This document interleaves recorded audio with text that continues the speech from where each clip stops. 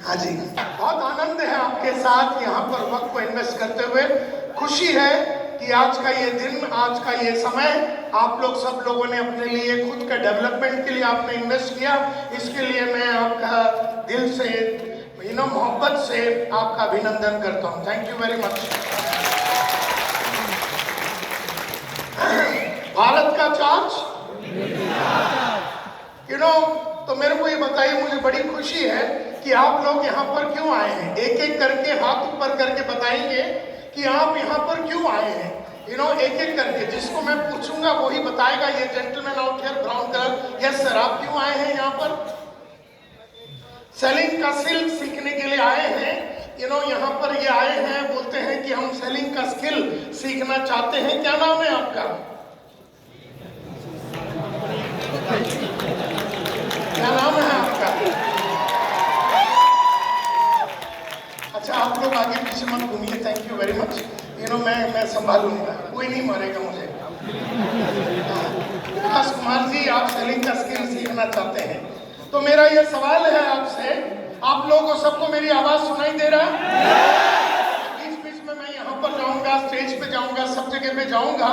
तो विकास जी जो है यहाँ पर सेलिंग का स्किल सीखने के लिए आए हैं। तो मेरे को विकास जी ये बताइए, सेलिंग जो है, आपने कहा सेलिंग का स्किल सीखने आए हैं। मैं आपसे पूछना चाहता हूँ, सेलिंग जो है ये एक साइंस है कि ये आर्ट है कि ये क्या है, स्किल है?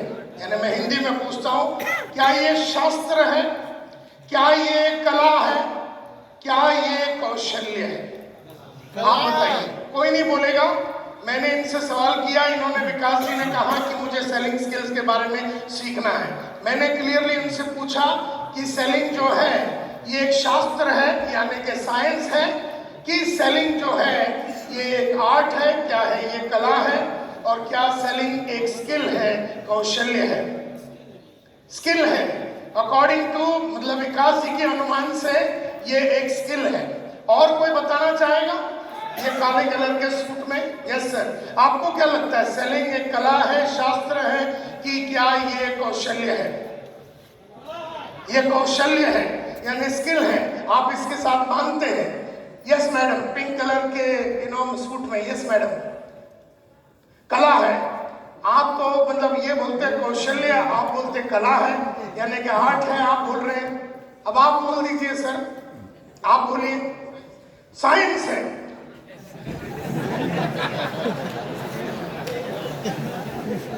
अब ये जेंटलमैन बोल रहे हैं कि एक साइंस है, एक लेडी बोलती है ये आर्ट है, और एक जेंटलमैन, दो जेंटलमैन बोल रहे हैं कि ये एक कौशल्य है। तो मेरे को बताइए, आपके हिसाब से सेलिंग जो है, कितने लोगों को लगता है ये एक साइंस है? कितने लोगों को लगता है ये साइंस है? 1 2 3 3.5 5। ओके, 5 जन को लगता है कि ये साइंस है। कितने लोगों को लगता है ये एक आर्ट है, ये कला है? ये बहुत सारे लोगों को लगता है कि ये कला है। और कितने लोगों को लगता है ये कौशल्य, स्किल है? ये बहुत कम लोगों को भी लग रहा है। यानी कि सबसे ज्यादा अपने को मार्क मिला है कि ये कला है। सबसे ज्यादा लोग बोलते हैं कि ये कला है, उससे कम लोग बोल रहे हैं कि ये एक कौशल्य है या स्किल है, और बहुत कम लोग बोल रहे हैं ये एक साइंस है। तो मैं आप लोगों को बताना चाहता हूं माय डियर फ्रेंड्स कि ये तीनों है, ये तीनों है। तो जिन लोगों ने कहा कि ये साइंस है वो भी करेक्ट है, जिन लोगों ने कहा कि ये एक आर्ट है वो भी करेक्ट है, और जिन लोगों ने कहा कि ये कौशल्य है वो भी करेक्ट है। माय डियर फ्रेंड्स, साइंस जो है, साइंस यानी कि साइंटिफिक स्टेप्स होते हैं। साइंस यानी कि शास्त्र जो है उसके साइंटिफिक स्टेप्स होते हैं। जैसे तबला, तबला वैसे तो लोग बोलेंगे कला है करके, लेकिन तबले में भी साइंस है। पहले साइंस को सीखना पड़ता है, आर्ट को मार्केट में प्रैक्टिस करना पड़ता है, और जब लंबे टाइम तक प्रैक्टिस करने के बाद जब आप अपनी चाहतों के हिसाब से रिजल्ट को प्रोड्यूस कर पाते हैं, जब अपनी चाहतों के हिसाब से आप रिजल्ट को प्रोड्यूस कर पाते हैं, तब जाके हम बोलेंगे कि आपके अंदर वो सेलिंग स्किल्स आ गया। सेलिंग स्किल्स का आ जाने का मतलब है कि आप अपनी चाहतों के हिसाब से, यानी आज आपको शाम के पहले 50 जन को जुड़वाना है तो आपने 50 को जुड़वा दिया, अपनी चाहतों के हिसाब से आपने जुड़वा दिया।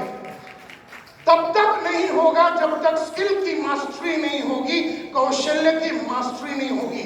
यानी हमेशा याद रखिए कि सेलिंग एक साइंस है, इसकी साइंटिफिक स्टेप्स है, उसको कैसे किया जाएगा वो आर्ट है। आर्ट का मतलब है हम अपनी आवाज को यूज करेंगे, अपनी आंखों को यूज करेंगे, अपनी हाथों को यूज करेंगे। ये कला है जो साइंटिफिक स्टेप सेलिंग की जब हम वापरेंगे उस टाइम पे अपने को एक कला की आवश्यकता होती है, और लंबे टाइम तक हम हजारों के ऊपर वो शास्त्र को वापरते हुए, इस कला को प्रैक्टिस करते हुए, लंबा टाइम के बाद जब अपनी चाहतों के हिसाब से अपने को रिजल्ट मिलता है, अपने हिसाब से रिजल्ट मिलता है। यानी अगर आप चाहते हैं कि ये महीने में 50,000 रुपया कमाना है तो आपने 50,000 कमाया आपकी चाहत के हिसाब से, और आपने चाहा कि नहीं मुझे 2 लाख रुपए कमाने हैं ये महीने में, तो आपने 2 लाख रुपए कमाया चाहत के हिसाब से। और आपने कहा कि नहीं 5 लाख रुपए मुझे कमाना है, तो आपने अपनी चाहत के हिसाब से 5 लाख रुपए कमाया। और आपने कहा नहीं नायर साहब मुझे 10 लाख रुपए महीने के चाहिए, तो आपने 10 लाख रुपए अपनी चाहत के हिसाब से आपने कमाया।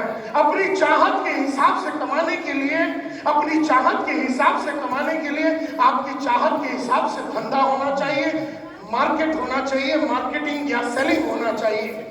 तो कहने का मतलब ये है कि विकास जी ने कहा ये एक कौशल्य है, मैं एग्री करता हूं, और किसी ने कहा ये एक कला है, मैं एग्री करता हूं, और मैं आज आपसे ये बताना चाहता हूं ये एक साइंस भी है। Do you all agree? मेरी बात अभी तक थोड़ी थोड़ी समझ में आए तो हाथ ऊपर कीजिए, थोड़ी थोड़ी अगर मेरी बात समझ में आई तो हाथ ऊपर कीजिए। तो सेलिंग जो है ये एक पहला क्या है? शास्त्र है, साइंस है, उसकी स्टेप्स होती है। एक आदमी को मिलने के टाइम पे कई स्टेप्स होते हैं, उस स्टेप को जब आप जानते हैं, पहचानते हैं, और आप उसकी उल्लंघन ना करते हुए उस स्टेप को जब आप मार्केट में वैसे ही वापरते हैं जैसे गुरु लोगों ने आपको सिखाया, तो आप उस आर्ट को प्रैक्टिस कर रहे हैं, उस कले को प्रैक्टिस कर रहे हैं। और जब आपने लंबा टाइम तक प्रैक्टिस करके अपनी चाहतों के हिसाब से आपने रिजल्ट प्रोड्यूस किया, तो वो हो गया कौशल्य, स्किल। तो सेलिंग पहला क्या है? साइंस है। उसके बाद क्या है? और उसके बाद क्या है? साइंस को सीखना पड़ता है। बोलती है, बोलिए। साइंस को क्या करना पड़ेगा? सीखना पड़ता है। आर्ट को प्रैक्टिस करना पड़ेगा। क्या करना पड़ेगा? प्रैक्टिस करना पड़ेगा। और स्किल को मास्टर करना पड़ेगा। क्या करना पड़ेगा? मास्टर करना। तो साइंस को क्या करना पड़ेगा? सीखना पड़ेगा। आर्ट को क्या करना पड़ेगा? और स्किल को क्या करना पड़ेगा? मास्टरी करनी पड़ेगी। और तब जाके हम बोलेंगे कि हमें सेलिंग स्किल्स आती है। तो विकास जी कहाँ हैं आप? आपको बात समझ में आ गई कि ये साइंस भी है, और थोड़ी देर के बाद मैं आपको बताऊंगा कि ये साइंस में क्या क्या स्टेप्स होते हैं और थिंग्स लाइक दैट। चलिए मेरे को बताइए आप यहाँ पर क्यों आए? विकास जी ने कहा और वहां पर चर्चा ये शुरू हो गई। आप मेरे को बताइए आप यहाँ पर क्यों आए हैं? कौन है? Yes sir, gentleman out here. Yes sir, बोलिए। मेरा बेस्ट वर्जन बनाने के लिए। ये जेंटलमैन कह रहा है मैं जो भी हूं इससे जो बढ़िया एक इंसान में बन सकता हूं, इससे कई गुना ज्यादा, 10 गुना, 20 गुना, 100 गुना ज्यादा जो मैं एक इंसान बन सकता हूं, वो इंसान कैसे बने, इसके बारे में जानकारी लेने के लिए जेंटलमैन आए हैं। यस सर, आप क्यों आए हैं? मेरे अंदर जो आग है उसको लेने के लिए। आ जा फिर सामने, फिर तेरे साथ में लेटता हूं, तेरे ऊपर लेटता हूं और मेरी आग को तेरे में ट्रांसफर करता हूं। कपड़े पहन के आएगा, नंगे होके आएगा। ठीक है, वो मेरी आग को लेने के लिए आए हैं।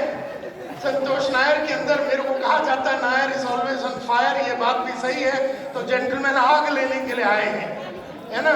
तो हम इसके पिछवाड़े में आग लगाएंगे आज। यस सर, कौन और?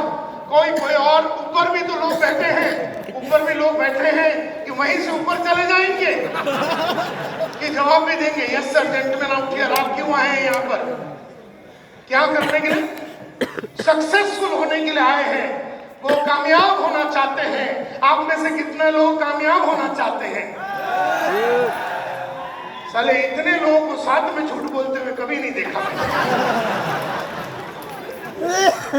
कोई बात नहीं, हम ये मान के चलते हैं कि आप कामयाब होना चाहते हैं। हम ये मान के चलेंगे कि आप कामयाब होना चाहते हैं। यू नो, एक और, चलो एक और, कोई और? Yes sir, gentleman out here. क्या करना चाहते हो? आराम से बोलिए। न्यूट्रीचार्ज की सेलिंग स्किल्स की एबिलिटी को बढ़ाना चाहते हैं। बहुत ही बढ़िया, बहुत ही बढ़िया। मैं बताऊंगा आपको क्या करना पड़ेगा। मेरे बताए हुए रास्ते पे चलेंगे आप लोग? ओके, चलिए। तो मेरे बारे में जानते हो? कुछ जानना चाहोगे? आज से कई साल पहले की बात है, 1983 की बात है, 83 की बात है। मैं रोज सुबह उठता था, न्यूज़पेपर डालता था, घर घर में जाके न्यूज़पेपर डालता था। उसके बाद मैं कॉलेज में जाता था और कॉलेज में जाने के बाद दोपहर को अकाउंटेंट की नौकरी करता था और रात को ट्यूशन लेता था। जिंदगी मुकेश के दर्द भरे गाने सुनते हुए एक ही कपड़े में ऐसी निकल रही थी। तब एक दिन मंदिर के बाहर, हमारे घर के सामने एक मंदिर है, उसके बाहर हमारे साथ पढ़ने वाले स्वामीनाथन अय्यर, जो मेरे साथ स्कूल में पढ़ता था, मुझे मिला रास्ते पे और पूछा मुझसे क्या करता है। तो मैंने पूरी कहानी सुना दी कि सुबह न्यूज़पेपर डालता हूँ, दोपहर को, उसके बाद मैं कॉलेज में जाता हूँ, दोपहर को अकाउंटेंट की नौकरी करता हूँ और रात को ट्यूशन लेता हूँ। तब उसने मुझसे कहा कि ये जो अपना गली का कुलकर्णी है, वो पिछले 32 साल से न्यूज़पेपर का काम कर रहा है और 32 साल में मात्र एक स्कूटर तक पहुंचा है। और ये जो अकाउंटेंट का जो काम कर रहा है, आज तुझे 400 रुपए पगार है, अगले साल वो 500 हो जाएगा, अगले साल वो 600 हो जाएगा, अगले साल 700 हो जाएगा और 15-20 साल के बाद जब तेरी उम्र 35-36 की होगी तो 30-35 हजार रुपया तेरा इनकम होगा। किस तरह का जीवन को तू जिएगा, किस तरह से तेरे बीवी बच्चे का जीवन होगा, तेरा कुछ नहीं हो सकता। और ये जो एक ट्यूशन ले रहा है इसके लिए 100 रुपए मिलते हैं, 2 ट्यूशन लेगा 200 रुपए मिलते हैं। तू संतोष नायर बड़ा आदमी कभी नहीं बन सकता। ऐसा स्वामीनाथन अय्यर ने मुंह पे देख के जब बताया, मैंने बोला यार अय्यर तू ऐसा डरा मत, ये बता सक्सेसफुल होने के लिए करना क्या है। तब उसने कहा कि जिंदगी बनानी है। आप भी रिपीट कीजिए, जिंदगी बनानी है। जैसे मैं बोलता हूं उसको रिपीट करना, आप खाली उसको दोहराइए। उसने कहा जिंदगी बनानी है, नाम बनानी है, इज्जत कमानी है और अपनी चाहतों के हिसाब से जिंदगी जीनी है, जरूरतों के हिसाब से नहीं, अपनी चाहतों के हिसाब से। अगर जिंदगी जीनी है तो सेल्स में आ जाओ। मैंने कहा स्वामीनाथन अय्यर सेल्स वो क्या होता है? तो मुझे तो नहीं मालूम था 19 बरस की उम्र में कि सेलिंग होती है, बेचने की काम होती है, बेचना एक कलाकारी है, ये शास्त्र है, ये सब तो मैं तो नहीं जानता था।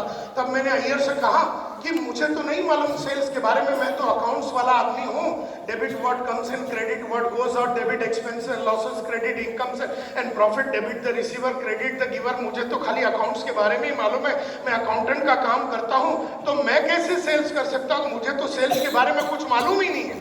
तब उसने कहा कोई भी इंसान कोई भी क्षेत्र में आके उसकी मास्टरी करने के पहले उस क्षेत्र के बारे में उसे कोई मालूमात नहीं होती।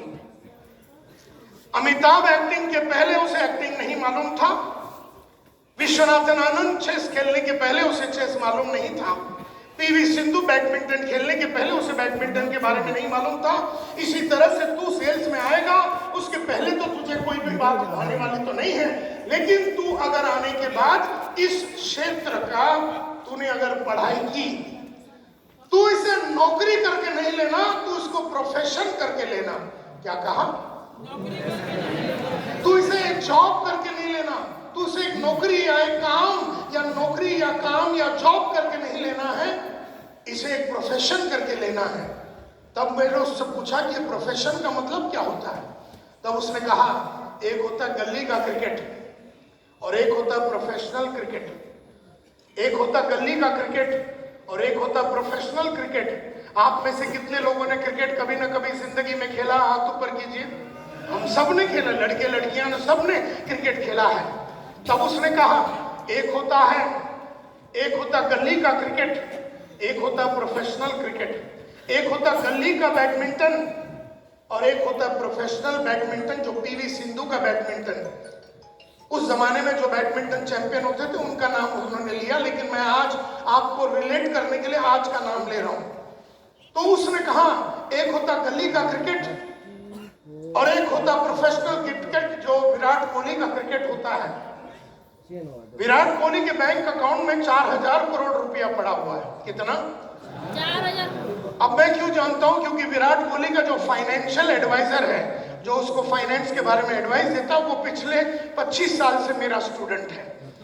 मैंने उसको सिखाया कैसे बड़े लोगों के पास जाना है, और आज वो जो फाइनेंशियल एडवाइजर है वो विराट कोहली को गाइड करता है कि पैसे कैसे संभालना है, कमाया हुआ पैसे को कहाँ लगाना है, और ये सब बातें वो करता है। कहने का मतलब ये है, तब उसने कहा कि एक होता है गली का क्रिकेट, एक होता है विराट कोहली का क्रिकेट जो कि प्रोफेशनल क्रिकेट होता है, एक होता गली का बैडमिंटन। आप में से कितने लोगों ने बैडमिंटन खेला है? कईयों ने बैडमिंटन खेला, हमने भी खेला है।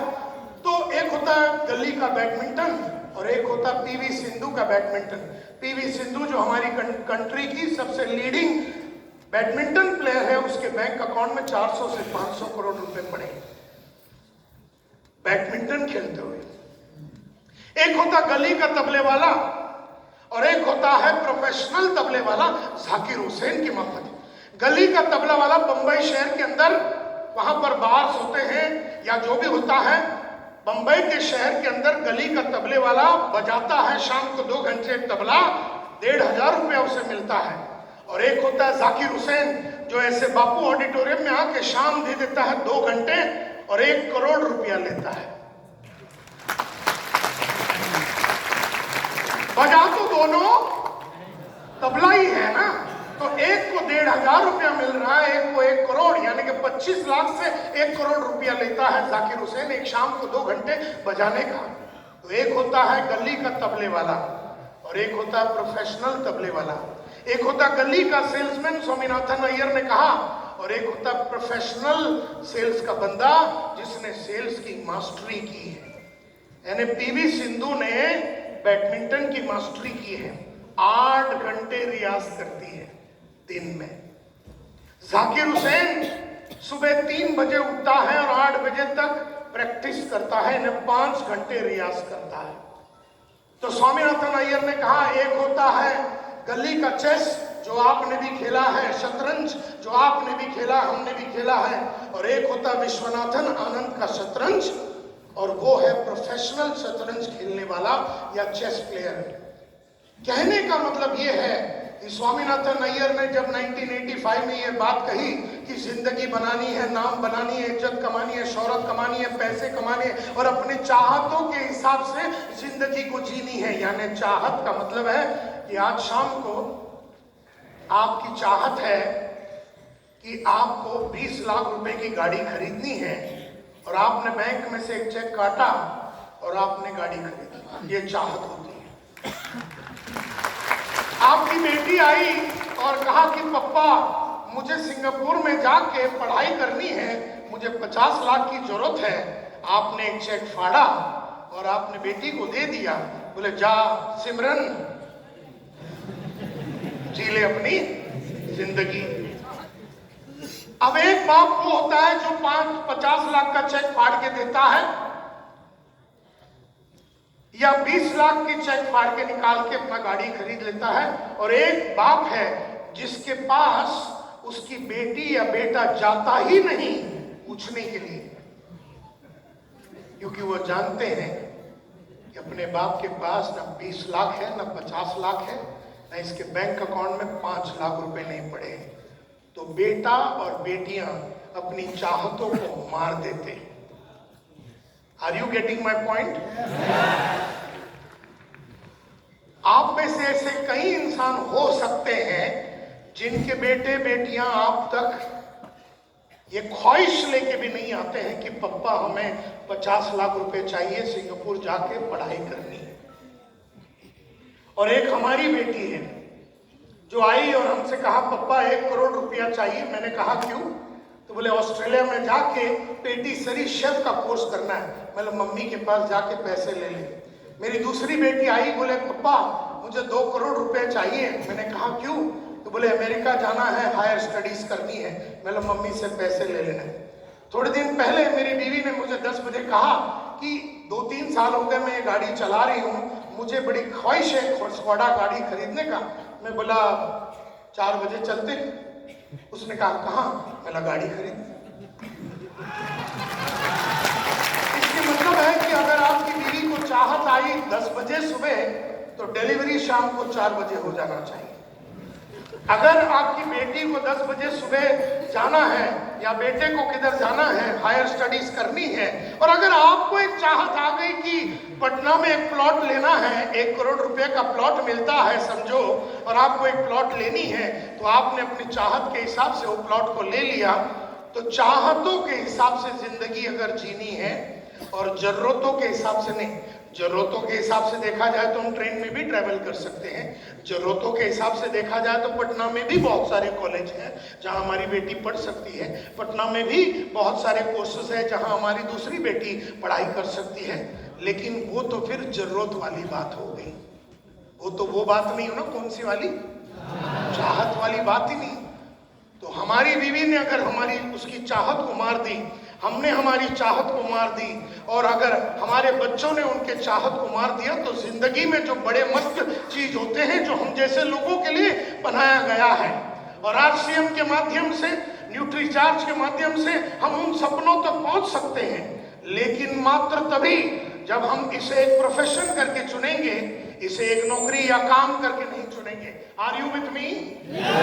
स्वामीनाथन अय्यर ने मुझसे कहा कि अगर जिंदगी बनानी है, नाम बनानी है, चाहतों के हिसाब से जिंदगी जीनी है, जरूरतों के हिसाब से नहीं, तो आपको सेल्स में आना पड़ेगा। तब मुझसे मैंने कहा कि मुझे तो सेल्स के बारे में नहीं मालूम। तो उसने कहा सेल्स के बारे में मालूमात कर। सेल्स के बहुत सारे किताबें हैं, बहुत सारे ऑडियोस और वीडियोस हैं, तो उसे खरीद, 1 बाय 1 खरीद और उसकी मास्टरी कर। तब से लेके उसके बाद के कई साल तक हमने सेल्स के 400 किताबें खरीदी। 400 किताबें खरीदी, 1250 वीडियोस और ऑडियोस हमने खरीदा, और उसे सारे चीजों को चाट के पढ़ के हमने सेल्स की मास्टरी की। तो कहने का मतलब यह है कि स्वामीनाथन अय्यर ने जब कहा कि सेल्स एक प्रोफेशन है, इसे एक नौकरी या काम, नेटवर्किंग एक प्रोफेशन है जो आपने ले लिया है। नेटवर्कर जो एक सेल्स का काम है, आप उस लाइन में चाह के या ना चाहते हुए भी आए होंगे, कोई बात नहीं, लेकिन अभी आपने एक काम तो ले लिया है। इसको एक काम करके लेना है कि एक प्रोफेशन करके लेना है, ये आपके हाथ में है। आप इसको एक काम करके लेंगे, एक मजबूरी करके लेंगे, कि आप इसको एक प्रोफेशन करके लेंगे? बताइए। और अगर आपने प्रोफेशन करके लिया तो एवरीथिंग इज पॉसिबल। अगर आपने इसको एक प्रोफेशन करके लिया और उस प्रोफेशन की मास्टरी करने के लिए आप कई घंटे देने के लिए तैयार है। जैसे जाकिर हुसैन 5 घंटे रियाज करता है, सुबह 3 बजे से लेकर 8 बजे तक 5 घंटे रियाज करता है। पीवी सिंधु बैडमिंटन चैंपियन 8 घंटे रियाज करती है दिन का। खेलने के पहले 8 घंटे का प्रैक्टिस कई महीनों तक चलता रहता है, उसके बाद खेल के लिए उतरती है। इसी तरह से विराट कोहली 3.5 घंटे रोज नेट प्रैक्टिस करता है। क्रिकेट जो कि बचपन से वो खेलता है, लेकिन नेट में प्रैक्टिस करता है 3.5 घंटे, और 2 घंटे जिम जाके बॉडी के ऊपर काम करता है। 5.5 घंटे खड़ा ये काम करने के बाद जब वो फील्ड में उतर के सेंचुरी लगाता है और लोग उसको करोड़ों रुपया देते हैं, और 4000 करोड़ रुपया जो उसके बैंक में पड़ा हुआ है वो इसलिए क्योंकि वो रियाज करता है। और हम में से कई लोगों ने अभी तक ये तय भी नहीं किया कि हमको ये काम करके लेना है, कि ये एक प्रोफेशन करके लेना है। और अगर प्रोफेशन करके लेना है तो इसके ऊपर जो पढ़ाई करनी है, उसके ऊपर जो इन्वेस्टमेंट करनी है, जो पढ़ाई के लिए जो पैसे लगने वाले, जितना हमने अपने ऊपर इन्वेस्टमेंट किया उतना आपको रिटर्न मिलेगा। मैंने पिछले 40 सालों में इसके ऊपर, संतोष नारायण के ऊपर 1,64,00,000 रुपया लगाया पढ़ाई के लिए। 1,64,00,000। कहने का मतलब है इन 40 सालों में इतना पैसा मैंने अपने ऊपर लगाया, और ये इसलिए ताकि मैं दिन का बहुत ही मस्त पैसा कमा सकता हूं। तो स्वामीनाथन अय्यर ने कहा कि सेल्स में जुड़ जा, तो हम चले गए कि चलो हम सेल्स में जुड़ जाएंगे। तो एक कंपनी थी उस जमाने में, यूरेका फोर्ब्स, नाम सुना आपने? यूरेका फोर्ब्स जो वैक्यूम क्लीनर, साफ सफाई की मशीन बेचती है, और एक्वागार्ड जो वाटर प्यूरिफायर बेचती है। ये 2 चीज बेचने वाली यूरेका फोर्ब्स के कंपनी में हम चले गए, और वहां पर हमारा इंटरव्यू हुआ, और इंटरव्यू में हमें रिजेक्ट कर दिया गया। वो इसलिए रिजेक्ट किया क्योंकि हम बड़े दुबले पतले थे। हमें देख के ऐसा लगा नहीं कि 18-20 किलो का सूटकेस लेके ये लड़का संतोष नारायण घर घर में जाके, गली गली में जाके वैक्यूम क्लीनर बेच सकता है। इसकी टोटल वजन तो 45 किलो इसकी खुद की वजन है। 20 किलो का ये वैक्यूम क्लीनर जो मशीन है, ये घर घर में जाके ये बेच नहीं सकता। बिल्डिंग में ऊपर से नीचे आपको जाना पड़ेगा, और ये कर नहीं सकता। ऐसा उस जमाने के बॉस लोगों को लगा, और उन्होंने रिजेक्ट कर दिया। रिजेक्ट करने के बाद कई दिन के बाद बंबई के दूसरे ब्रांच मैनेजर को आदमी नहीं मिल रहे थे, तो उन्होंने रिजेक्टेड कैंडिडेट्स को उठाने के बारे में तय कर लिया। उन रिजेक्टेड कैंडिडेट्स में अपना भी नंबर लग गया, और हम जुड़ गए यूरेका फोर्ब्स कंपनी में। मशीन बेचने के लिए, जो साफ सफाई करने की जो मशीन होती थी, 1985 की बात कर रहा हूँ, 1985 की बात कर रहा हूँ।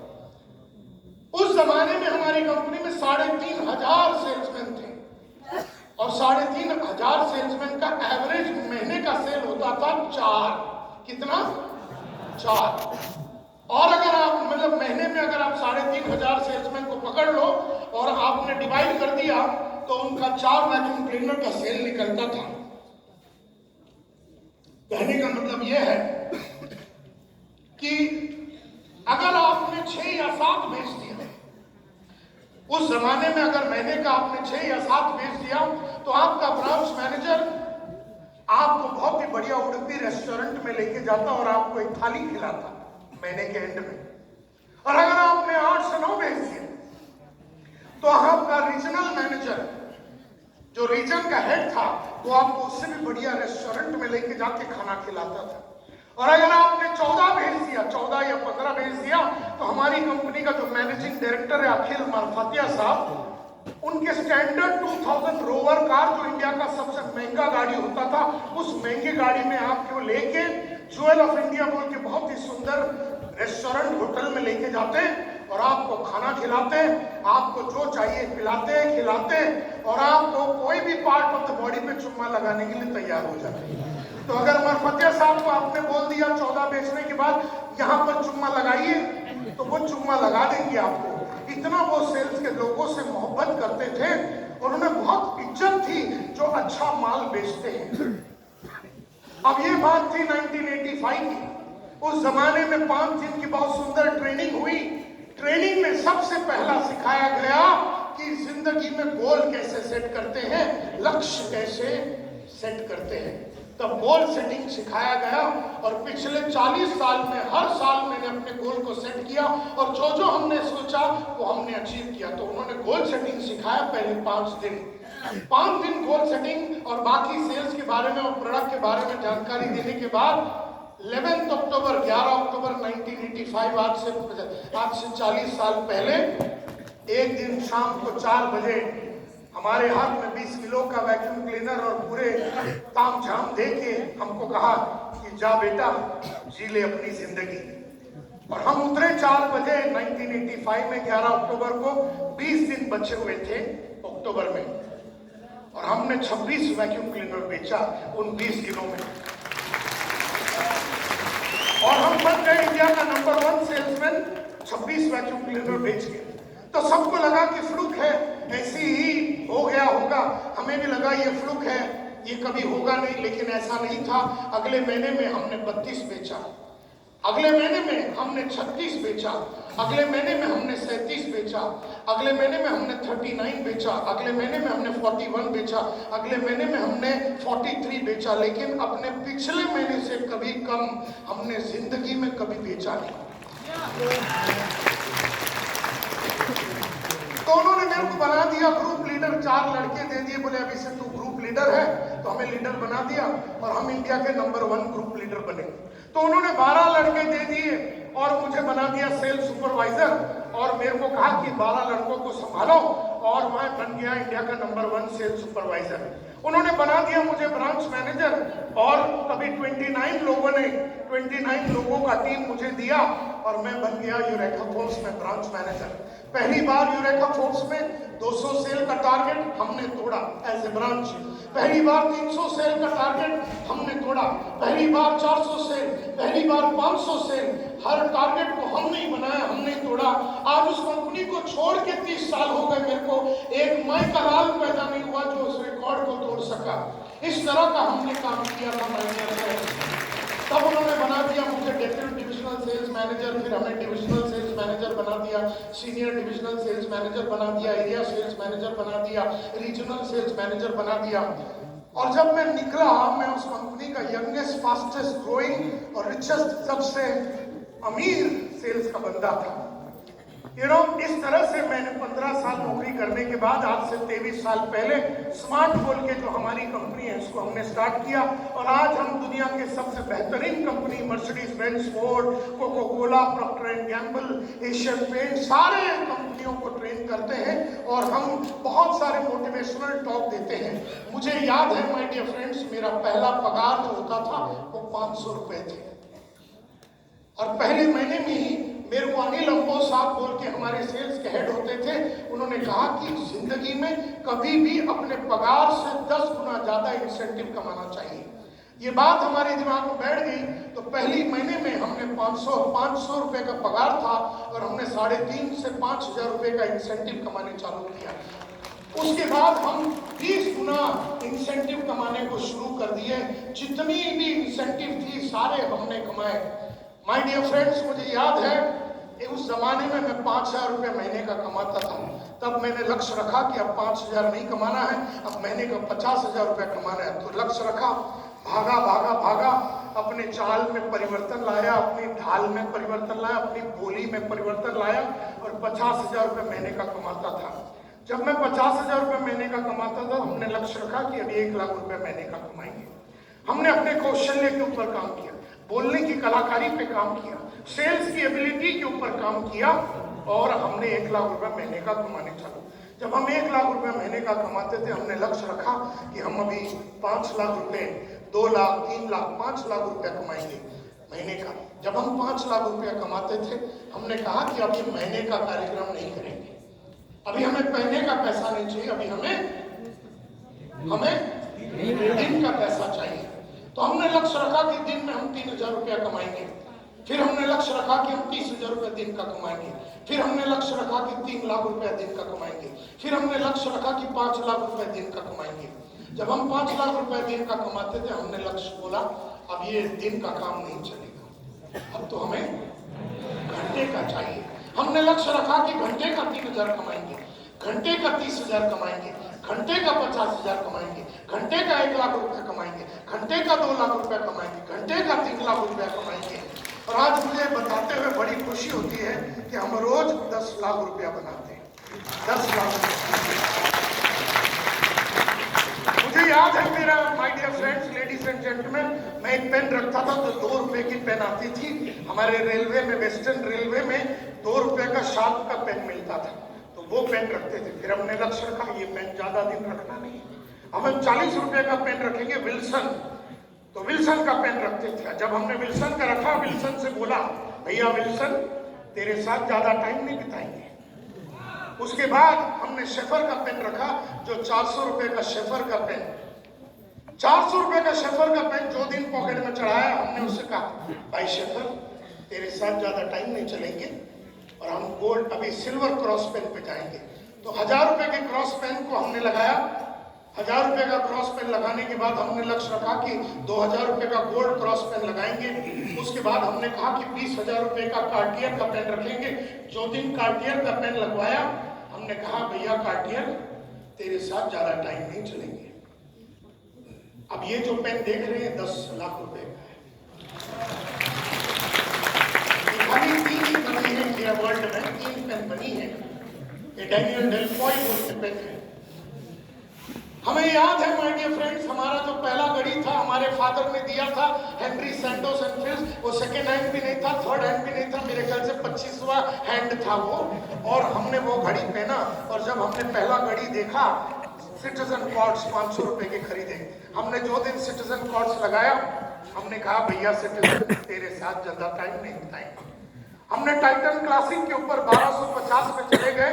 1250 के घड़ी जब पहनते थे, हम अगला घड़ी की तरफ गए जो कि 12,500 का था, फिर 25,000 का, 1 लाख रुपया, 2 लाख, 3 लाख, 4 लाख, 5 लाख, 10 लाख रुपए की घड़ी तक आ गए। हमें याद है my dear friends, ladies and gentleman, हम वेस्टर्न रेलवे में ट्रेन में सफर करते थे, और ट्रेन में सफर करने के बाद एक दिन हमने लक्ष्य रखा कि अभी ट्रेन में कभी वापस ट्रैवल नहीं करेंगे, अब हम बाइक में ट्रैवल करेंगे। तो सेकेंड हैंड कावासाकी बजाज का हमने टारगेट रखा। जो दिन हमने टारगेट रखा, वो दिन जाके सेकेंड हैंड कावासाकी बजाज, जो उस जमाने में बाइक आती थी, उसको खरीद लिया। जो दिन उसको खरीदा, चढ़ के बैठे उसके ऊपर और उससे बात की। क्या बोला? भैया तेरे साथ ज्यादा दिन नहीं रहेंगे, तो आनंद ले ले, मेरा आनंद ले ले, हम ज्यादा दिन साथ नहीं रहेंगे।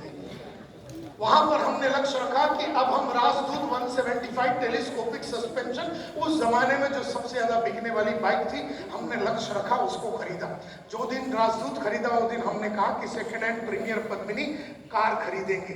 जो दिन हमने प्रीमियर पद्मिनी कार खरीदा, वो दिन हमने लक्ष्य रखा कि मारुति 800 नॉन एयर कंडीशन गाड़ी लेंगे। जो दिन मारुति 800 नॉन एयर कंडीशन गाड़ी लेके हम आ रहे थे मंदिर में पूजा करके, तो हमने लक्ष्य रखा कि अभी एयर कंडीशन मारुति लेंगे 800।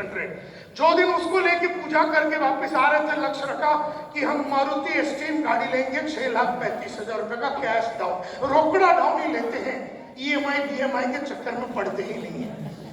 जब हमने 6,35,000 रुपए का गाड़ी लेके हम मंदिर से बाहर निकले, हमने हमारी गाड़ी को देखा, एस्टीम को, और कहा कि तेरे साथ ज्यादा टाइम नहीं रहेंगे। हुंडई सोनाटा 15 लाख रुपए का गाड़ी पे हमने नजर डाली, और उस तारीख को जाके हमने खरीद लिया। हुंडई सोनाटा 15 लाख रुपए की गाड़ी, जहां पैर एकदम फैला के बैठ सकते हैं। जो दिन हमने उसका पूजा करके सिद्धि विनायक टेम्पल से हम वापस आ रहे थे, हमने लक्ष्य रखा कि अगला गाड़ी होगा मर्सिडीज E280, जो 58 लाख रुपए की गाड़ी है। 58 लाख का गाड़ी लेके हम वापस आए, मंदिर के बाहर निकले, उसकी तरफ देखा और कहा कि तेरे साथ ज्यादा टाइम नहीं बिताएंगे। और वहां से हमने एस क्लास मर्सिडीज, जो 1 करोड़ 10 लाख रुपए का मर्सिडीज है, उसके तरफ नजर डाली और उसको जाके खरीद लिया। जो दिन हमने वो गाड़ी खरीदी, वो दिन हमने लक्ष्य रखा कि मर्सिडीज मेबैक, जो सबसे इंडिया में महंगा गाड़ी होता था 2 करोड़ रुपए की, हमने मेबैक मर्सिडीज खरीदा। और आज ही सुबह हमने मर्सिडीज 3 करोड़ रुपए का मेबैक का ऑर्डर दे दिया है, जो कि 4 महीने में आएगी। तो जिंदगी बनानी है, नाम बनानी है, इज्जत कमानी है, शोहरत कमानी है, और अपनी चाहतों के हिसाब से जिंदगी जीनी है। हैं, जरूरतों के हिसाब से नहीं। तो अय्यर ने कहा कि सेल्स में चला जा, और सेल्स में जाने के बाद सेल्स को हमने नौकरी करके लिया कि प्रोफेशन करके लिया? प्रोफेशन करके लिया। और हमारे को मिला वो सारा बात, वो सारी चीजें मिली जो जिंदगी में हर आदमी को, जो भी सपने मेरे माँ बाप के थे, जो भी सपने मेरी बीवी के थे, मेरे बच्चों के थे, मेरी बहन का था, ये सारी चीजें हमने अचीव किया। क्योंकि 1985 में बड़ी बहन का शादी करने के लिए पैसा नहीं है, शादी हो नहीं रहा, छोटी बहन का शादी के लिए पैसा नहीं है। महाराष्ट्र हाउसिंग बोर्ड ने 18 महीना भाड़ा नहीं दिया बोल के जब्ती का नोटिस भेजा है। किराने वाला घर में आके बैठा, न्यूज़पेपर वाला, दूध वाला आके घर में बैठा हुआ, पैसे नहीं, वो दिन देखे हैं हमने। और तब हमने जो जिद पकड़ी, आज तक हमने छोड़ा नहीं है।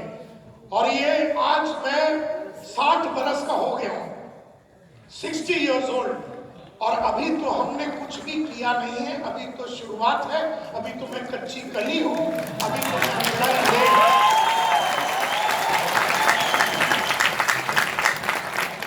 क्योंकि बहुत सारे ये न्यूट्रिशन सप्लीमेंट वगैरह पी के अभी हमने लक्ष्य रखा है कि 136 तक जीना है।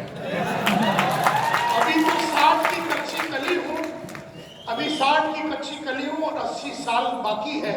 और अभी आगे 80 साल में हम राज करेंगे, और हम वो सारे चीजें करेंगे, प्लेन खरीदेंगे, हेलीकॉप्टर खरीदेंगे, सब करेंगे, लेकिन रुकेंगे नहीं और थकेंगे नहीं। क्योंकि रुका हुआ आदमी और ठहरा हुआ इंसान, रुका हुआ पानी और ठहरा हुआ इंसान दोनों सड़ जाता है। रुका हुआ पानी और ठहरा हुआ इंसान दोनों सड़ जाता है। हम में से कई लोग रुक चुके हैं, हमने से कई लोग रुक चुके हैं, सड़ चुके हैं। और हमें रुकना नहीं है, हमें ठहरना नहीं है, हमें हर मकाम पे आगे बढ़ते रहना है। मुझे बताइए माय डियर फ्रेंड्स, मेरे सक्सेस के पीछे राज क्या है आपके हिसाब से? आपके एक एक करके हाथ ऊपर करके मैं आ रहा हूँ नीचे, आप मेरे को बताइए, एक एक करके मेरे को बताइए, मेरा सक्सेस के पीछे राज क्या है? मुझे लगातार पैसे, नाम, शोहरत, इज्जत, जो कुछ भी चाहिए था सब कुछ मिला, तो ऐसा हुआ क्यों? कोई लड़कियां या लेडीज हाथ नहीं उठा रहे? हाँ हाँ, यहाँ लड़की है ना? यस मैडम, आप बताइए। लगातार एज ए प्रोफेशनल हमने काम किया। हमने जैसे अभी अमिताभ बच्चन जो है 80 का हो गया, 80 बरस का हो गया, आज भी सारा अंगड़ाई ले रहा है क्योंकि कच्ची कली है। अभी तो 80 में कच्ची कली, मैं तो 60 की हूँ, है ना?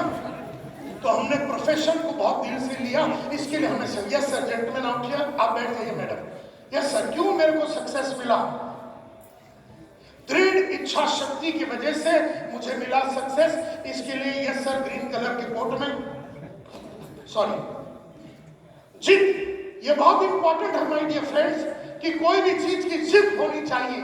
जब तक आप जिद नहीं पकड़ोगे कि ये माली हालत से मुझे बाहर निकलनी है, मेरे बाप का 10 लाख रुपए का उधार मुझे चुकानी है, ये तारीख तक मुझे ये सारे चीज खरीद लेनी है, ये तारीख तक मुझे अपने बच्चों को 1 करोड़ रुपया देना है, जिद नहीं पकड़ोगे तब तक जिंदगी में कुछ नहीं होता। तो जिद पकड़ना बहुत जरूरी है।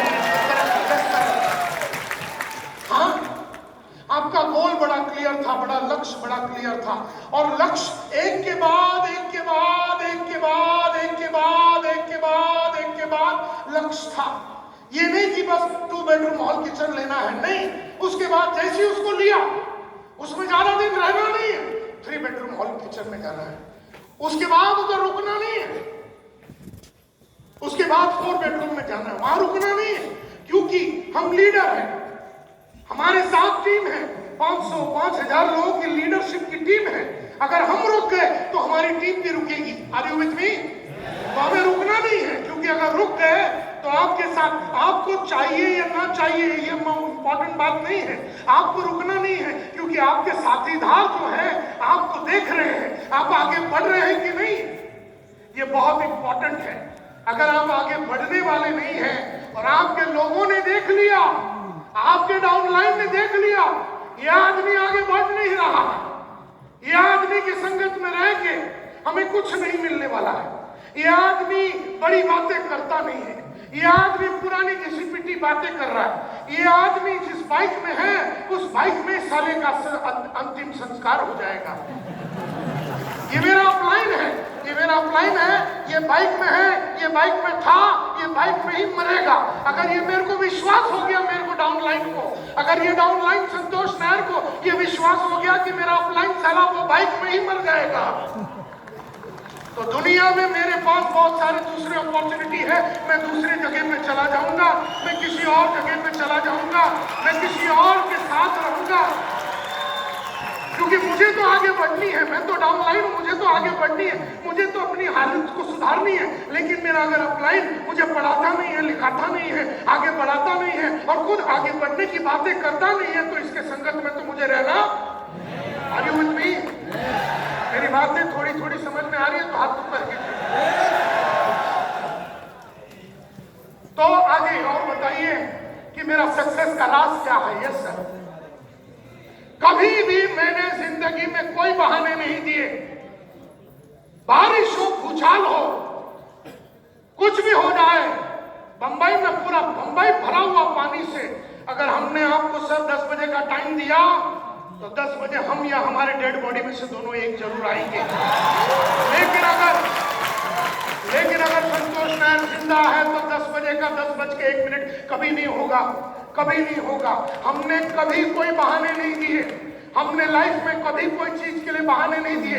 जो कमिटमेंट हमने अपने हमारे बॉस को या हमारे अपलाइन को जो कमिटमेंट किया कि मैं 50 आदमी को लाऊंगा या मैं 500 पीस बेचूंगा, अपने जान पे खेल के अपनी जिंदगी में अपने जुबान को पक्का करते हुए कभी भी जो हमने वादा किया था अपने अपलाइन या बॉस से, हमने उसको निभाया। क्योंकि हमने कभी भी एक्सक्यूज नहीं दिया, कभी कोई बहाने नहीं दिए, क्योंकि हमने हमेशा कहा complainers don't create and creators don't complain. जो कंप्लेन करता है, जो एक्सक्यूज देता है, वो कुछ क्रिएट नहीं करता, और जो क्रिएट करता है वो कभी कंप्लेन नहीं करता, एक्सक्यूज नहीं देता।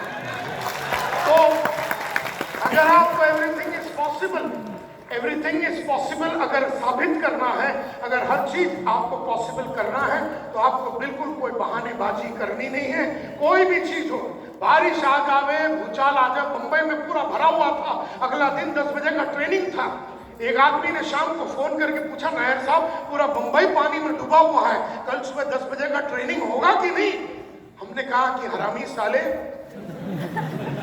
तुमने मेरे को फोन करके हमारी शान में गुस्ताखी कर दी। तुमने ऐसा सोच कैसे लिया कि बारिश है और पानी है, अरे बोट है या उड़ के आएंगे, कुछ भी करेंगे, लेकिन हमने 10 बजे बोला है तो मुंबई में बारिश हो, भूचाल हो, कुछ भी हो जाए, हम वहां पर आएंगे, सवाल ही नहीं उठता नहीं आने का। इस तरह से हमने जीवन को जिया। और क्या रीजन है हमारे सक्सेस के पीछे? यस सर,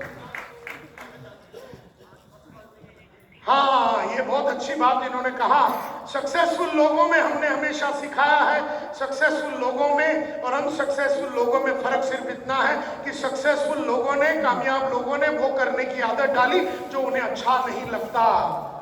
तुम्हें अगर जिंदगी में सक्सेसफुल होना है तो तुम्हें वो करना पड़ेगा जो तुम्हें अच्छा नहीं लगता, और जब जब तुम वो करोगे जो तुम्हें अच्छा नहीं लगता, तब तब तुम्हें वो मिलेगा जो तुम्हें चाहिए। जब जब तुम वो करोगे जो तुम्हें अच्छा नहीं लगता, तब तब तुम्हें वो मिलेगा जो तुम्हें चाहिए। और जानबूझ के अच्छी आदत नहीं डालोगे तो अनजाने में बुरी आदतें लग जाएगी। जानबूझ के रोज काम करने की आदत नहीं डालोगे तो अनजाने में कभी कभी काम करने की आदत लग जाएगी। जानबूझ के बड़ा नहीं सोचोगे तो अनजाने में छोटा सोचने की आदत डल जाएगी। जानबूझ के हर महीने में पैसा बड़ा नहीं कमाओगे तो अनजाने में छोटा पैसा कमाने की आदत लग जाएगी। जानबूझ के चैलेंज नहीं लोगे तो अनजाने में चैलेंज ना लेने की आदत लग जाएगी। तुम जो भी कुछ हो आज तुम्हारी आदत की वजह से है। तुम आज जो भी कुछ हो तुम्हारी आदत की वजह से है। तुम्हारी फ्यूचर तुम्हारी आदतें हैं, तुम्हारा फ्यूचर तुम्हारी आदतें हैं। एंड देयरफॉर जानबूझ के अच्छी आदतें डालो, जानबूझ के अच्छी आदतें डालो, नहीं तो बुरी आदतें अनजाने में लग जाएगी और तुम्हें पता भी नहीं चलेगा कि तुम बहाने देने के आदी हो गए हो। तुम्हें पता भी नहीं चलेगा कि तुमको छोटा कमाने की आदत लग गई है। तुम्हें पता भी नहीं चलेगा कि लगातार जो तुमको कंज्यूम भी करना है और दूसरे को भी बेचना है, तुम तुमको आदत लग जाएगी खाली कंज्यूम करने की और नेटवर्क बनाने की, नए लोगों को ना बेचने की, तुमको आदत लग जाएगी। जो भी कुछ हो तुम आज तुम्हारी आदत की वजह से हो, जो भी कुछ हो तुम्हारी आदत की वजह से। और क्या रीजन है मेरा सक्सेस के पीछे? और क्या रीजन है सर? लगातार लगे, लगातार लगे। और आज भी हमें लगता नहीं कि 40 साल काम करने के बाद हमने कुछ भी किया है।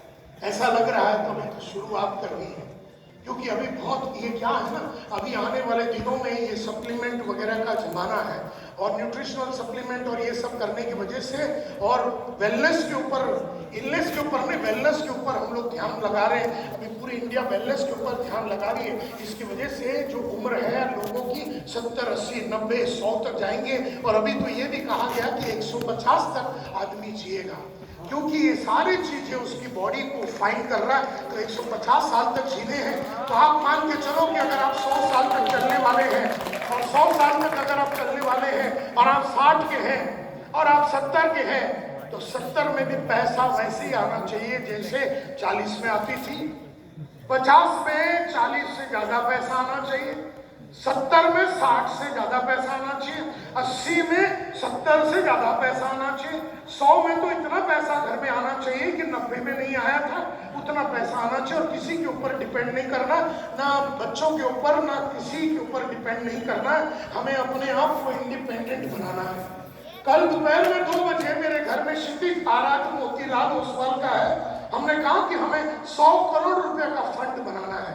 100 करोड़ रुपया चाहिए मेरे को पिछले आने वाले कई दिनों में। अब वो 100 करोड़ को बनाने के लिए आजकल कितना कमाना पड़ेगा और कहां पर लगाना पड़ेगा, इसके लिए कल 2 बजे से 3 बजे मीटिंग है। ये वो आदमी बात कर रहा है जिसकी घर की जब्ती की नोटिस आ चुकी थी। ये वो आदमी बात कर रहा है जिसकी बड़ी बहन की शादी नहीं हो रही क्योंकि पैसे नहीं है। तो देयरफॉर जो इन्होंने कहा कि आपको जिद पकड़ना चाहिए, जिद जब तक नहीं पकड़ोगे तो जिंदगी में कभी भी आगे नहीं बढ़। यस मैडम, पिंक कलर के स्वेटर में आप बताइए। चाह का होना, चाहत बहुत इंपॉर्टेंट बात है। चाहत नहीं होगी कि मैं अपने बच्चे लोग को सबसे बढ़िया जिंदगी दूं, ये चाहत होनी चाहिए बाप का या माँ का, चाहत होनी चाहिए। चाहत अगर नहीं है तो मैं तो अपने बाप के पास कभी जाके पूछा भी नहीं, क्योंकि 260 रुपए की जो फीस है वो भी हम जानते थे कि 6 महीने के बाद पापा को जाके मांगेंगे तो बोलेंगे मेरे पास तो है नहीं 260 रुपए। तो उस जमाने से भी हमने छोटी छोटी चीजों को बेचने का, कलाकारी को सीख लिया, क्योंकि 6 महीने के बाद तो जाके बापू से 260 रुपए तो मांगनी नहीं है फीस की। लेकिन हमारे बच्चों को हमने कभी वो दिन देखने नहीं दिया। हमने एक कसम खाई कि जब जब जो जो चाहिए उनको, जहां जहां चाहिए, बीवी बच्चा माँ बाप, जिनको जो भी चाहिए हम पूरा करके देंगे। और उसके लिए जो मेहनत करें, जो मेहनत करना पड़े, जो पढ़ाई करना पड़े, जो खुद पे इन्वेस्टमेंट करना पड़े वो हम करेंगे। ये हमने तय किया। यस सर, हम आगे क्यों बढ़े सर? हमेशा हमने पॉजिटिव नहीं था सर, मैं पॉसिबिलिटी थिंकर रहा। पॉजिटिव थिंकर जब तक पॉजिटिव रहता है, जब तक सब चीज पॉजिटिव होता है। पॉसिबिलिटी थिंकर वो है जो हमेशा हर हाल में रास्ता ढूंढ के निकालता। तो पॉसिबिलिटी थिंकर पॉजिटिव थिंकर से भी बहुत बड़ा इंसान होता है। ये बात है। यस मैडम, वो कैप लगा के बैठी हुई मैडम। यस मैडम,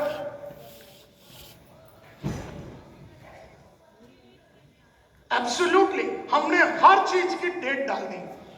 ये तारीख को इतने बजे 4 बेडरूम हॉल किचन हम खरीदेंगे, 3:05 पे हम यहां पर खरीदेंगे, इतना स्क्वायर फीट का खरीदेंगे। तारीख डाल दिया और उस तारीख के ऊपर काम किया। तो जो भी करना है उसे तारीख के ऊपर करना है। हमने आज जो भी मर्सिडीज का ऑर्डर दिया, 3 करोड़ 20 लाख रुपए का मर्सिडीज का ऑर्डर दिया आज, तो वो 16 मार्च को लेना है, क्योंकि 16 मार्च मेरी बीवी का बर्थडे है। तो तारीख हमने डाल दिया था, खाली बुकिंग हमने अभी कर दिया, तो ये तारीख को लेना है।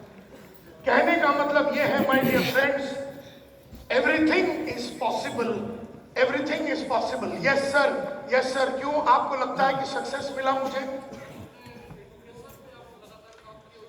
एब्सोल्युटली।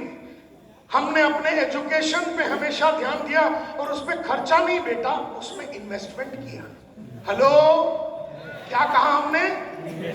ये खर्चा नहीं है, पढ़ाई करना ये खर्चा नहीं है, ये इन्वेस्टमेंट है। आज मैं आपको खर्चा और इन्वेस्टमेंट का डिफरेंस समझाता हूं। खर्चा वो होता है जो आज चली गई और हमने कर दिया तो उसका रिटर्न कुछ नहीं मिला। समझो आज हमने पिज्जा खा लिया, 120 रुपए की पिज्जा खा ली, और अगर हमने पिज्जा खा लिया या 5000 रुपए का हम कोई रेस्टोरेंट में जाके खाना खा लिया तो ये खर्चा हो गया, इससे कोई रिटर्न नहीं मिलता। लेकिन अगर हमने 5000 रुपए की नायर साहब की वीडियो खरीदी जो बाहर काउंटर पे आपको मिलेगी, नेटवर्क मार्केटिंग में 5 वीडियो है मेरे, 5 वीडियो, वो 5 वीडियो जो वैसे 46,000 रुपए की आती है, लेकिन आज न्यूट्री चार्ज के माध्यम से आपको 3,500 रुपए में मिलेगा। अब आपने 5,000 रुपया नहीं, 3,500 रुपए की आपने वीडियो खरीदी। उस वीडियो में सारी चीजें बताया है कि एक नेटवर्कर को क्या करना चाहिए, जब एक नेटवर्कर जुड़ता है तो उसे क्या करना चाहिए, एज ए लीडर एक नेटवर्कर को क्या करना चाहिए, एज ए टीम कैसे करना चाहिए। तो जब आपने 5,000 रुपए की आपने खाना पीना खा के उड़ा दिया, इससे आपको 1 रुपये का रिटर्न नहीं मिलता। लेकिन जब वो 5,000 रुपए आप वीडियोस के ऊपर या किसी किताब या कोई कोर्स के ऊपर आप इन्वेस्टमेंट करते हैं, उसकी रिटर्न आपको 50 साल तक मिलती है। 50 साल तक आपके पास उसकी ज्ञान, वो जो वीडियो की ज्ञान है, वो संतोष नायर 10 लाख रुपए दिन में कैसा बनाता उसका ज्ञान है। उस ज्ञान को आपने वीडियो से ले लिया तो आपका भी 10 लाख रुपया का बंदोबस्त हो जाएगा ना। तो कहने का मतलब है कि जब उन्होंने कहा कि एजुकेशन के ऊपर मैंने खर्चा किया, मैंने खर्चा नहीं किया, मैंने इन्वेस्टमेंट किया। Are you with me? ये इन्वेस्टमेंट है। और जितना ज्यादा आप टीम के ऊपर इन्वेस्टमेंट करोगे, जितना ज्यादा आप अपने खुद के ऊपर इन्वेस्टमेंट करोगे, उतना आपको टीम और आपके बॉडी से आपको उतना ज्यादा रिटर्न मिलेगा। ये बहुत ज्यादा इंपॉर्टेंट बात है। अब देखिए, आज का शो का नाम है एवरीथिंग इज पॉसिबल, यानी सब कुछ मुमकिन है। लेकिन मैं बोलता हूं कि सब कुछ मुमकिन नहीं है। आज का शो का नाम है एवरीथिंग इज पॉसिबल, यानी हर चीज मुमकिन है। लेकिन मैं आपको ये बताना चाहता हूं कि एवरीथिंग इज नॉट पॉसिबल, सब कुछ मुमकिन नहीं है। क्यों? क्यों सब कुछ मुमकिन नहीं होता? क्यों सब कुछ मुमकिन नहीं होता? भले हम सोचेंगे और नारेबाजी तो लगाएंगे कि एवरीथिंग इज पॉसिबल, लेकिन ऐसा क्यों नहीं होता कि सब कुछ पॉसिबल है? ऐसा होता क्यों नहीं? यस सर,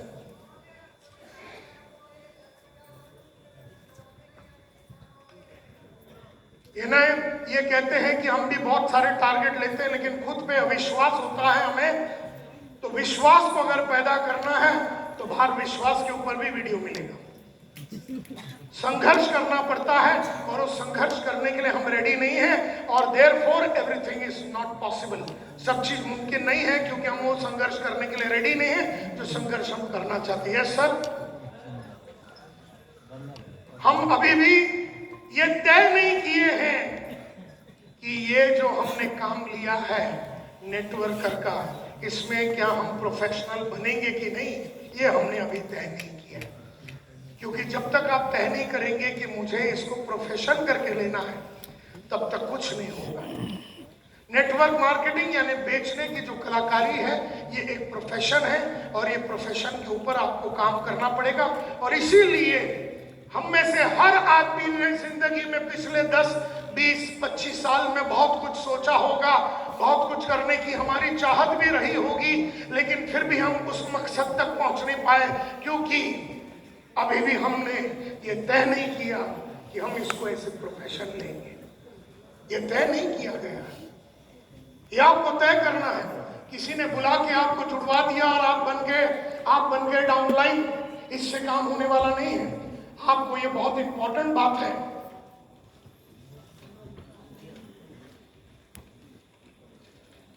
तो ये बहुत इंपॉर्टेंट बात है कि इसको प्रोफेशन करके चुनना है। तो माय डियर फ्रेंड्स, एवरीथिंग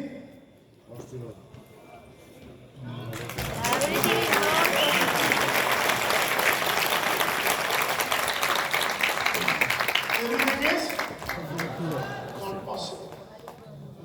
क्यों एवरीथिंग इज नॉट पॉसिबल? क्यों? क्योंकि जैसे आप लोगों ने कहा और मैं बताना चाहता हूं, सेल्स